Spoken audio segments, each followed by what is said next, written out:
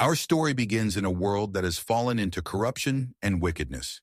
In the book of Genesis, God looks upon the earth and sees that mankind has turned away from him. Violence, immorality, and lawlessness fill the land. Saddened by what his creation has become, God decides that it's time for a reset. He will cleanse the earth with a great flood, sparing only the righteous. But in the midst of all the corruption, there is one man who stands out: Noah. Noah is described as a righteous man, blameless among his generation. He walks with God, and because of his faithfulness, God chooses Noah to carry out a divine plan to preserve life on earth. God's command to build the ark. One day, God speaks to Noah, giving him an overwhelming task. He tells Noah to build an ark, an enormous wooden ship, to prepare for the flood that will cover the entire earth. The ark is to be 300 cubits long, 50 cubits wide, and 30 cubits high. That's roughly the size of a massive ocean liner. It is to have 3 decks, with rooms to house Noah, his family, and representatives of every living creature on earth.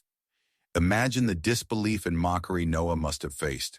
The people around him were likely confused or even ridiculed him. After all, it had never rained before, and here was Noah, building an enormous ship in the middle of dry land. But Noah obeyed God without question, and with great patience and faith, he set about constructing the ark according to God's exact instructions. The gathering of the animals. Once the ark was built, God told Noah to gather pairs of every kind of animal, male and female. These creatures, from the majestic lions to the smallest insects, would be preserved in the ark, ensuring that life would continue after the flood.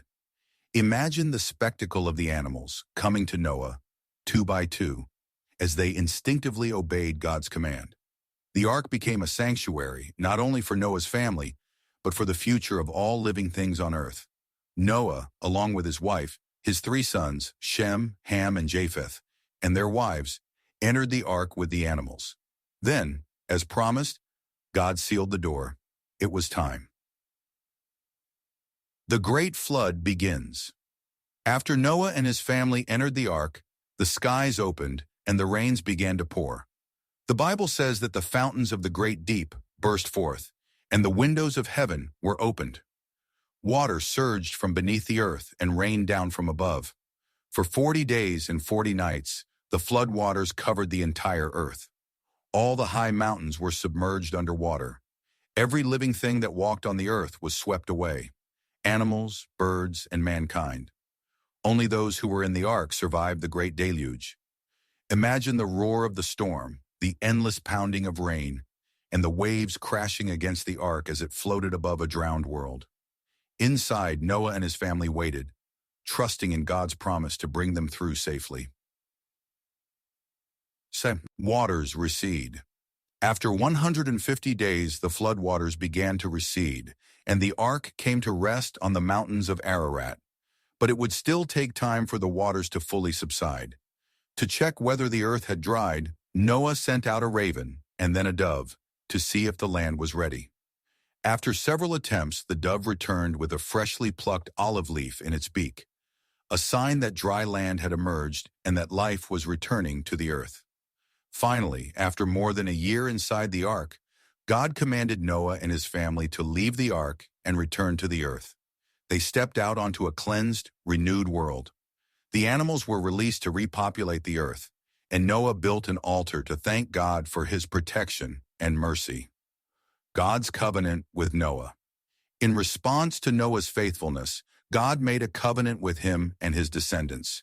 He promised never again to destroy the earth with a flood. As a sign of this covenant, God placed a rainbow in the sky. Every time we see a rainbow, it serves as a reminder of God's promise to humanity that no matter how dark things may seem, there is always hope for renewal and redemption. The rainbow, with its radiant colors stretching across the sky, stands as a symbol of peace and the bond between God and man, a promise that even in the face of destruction, there is a new beginning waiting. The deeper meaning of Noah's Ark. Noah's Ark is more than just a story of survival. It is a story of faith, obedience, and redemption. Despite the wickedness of the world, Noah listened to God and acted, even when it seemed impossible. His faith and obedience saved his family and preserved life on earth. In many ways, the ark symbolizes the refuge that God offers to all who seek him. Just as the ark carried Noah and his family through the storm, God offers us a safe harbor in times of trouble. The floodwaters may rage around us, but when we place our trust in him, we can rise above the storm. The story of Noah's Ark is also a reminder of the consequences of turning away from God. But even in judgment, God's mercy prevails. Through Noah, a new beginning was offered to the world, and through the rainbow, a promise of hope was sealed for future generations.